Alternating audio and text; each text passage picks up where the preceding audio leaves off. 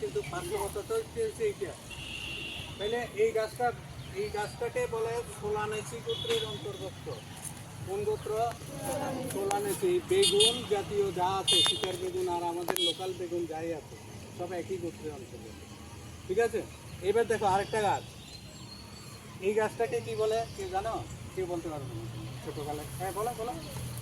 দোলন গাছ। দোলন গাছ, এটাকে দ্রোণ বলে। আমাদের বাংলা ভাষায় এটাকে দ্রোণ বলে, আমরা এটাকে কি নাম বলি? দোলন গাছ। অসুবিধা নেই, এটা লোকাল নেই। আমরা ছোটবেলার একটা স্মৃতি মনে পড়ে যে এই ফুলটা বের করে এনে এটা করে একটু এটার ভেতরে মধু পেতাম ছোট বয়সে। ঠিক আছে। এবং মাঠে টাটে কিন্তু এগুলি প্রচুর পরিমাণে দেখা যায়। এই গাছটাও কিন্তু আমাদের বোটানি পার্কের মধ্যে পড়ানো হবে। এই গাছটা হচ্ছে ভেষজ উদ্ভিদ। জায়গাটার মধ্যে ঘাস রয়েছে, ওই জায়গার মাটিটা কিন্তু বৃষ্টির জলে ধুয়ে নিচের দিকে নেমে এসছে কিনা? আসেনি।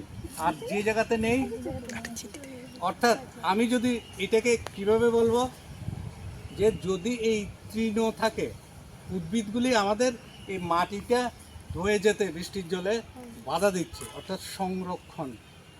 ক্লিয়ার কথাটা? হ্যাঁ, ভূমি ক্ষয়ের সংরক্ষণে কাজ করছে। প্র্যাকটিক্যালি দেখতে পেয়েছো?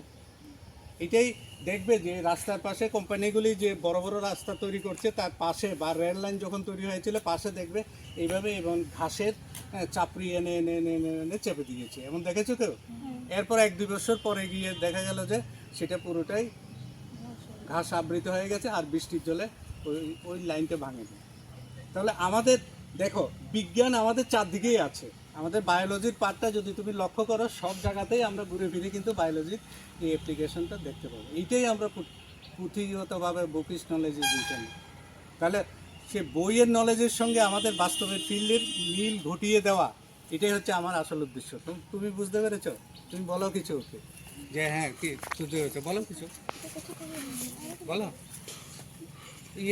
তুমি সামনে এসো, বলো কিছু। আপ করে পজ করে রাখি, পজ করে।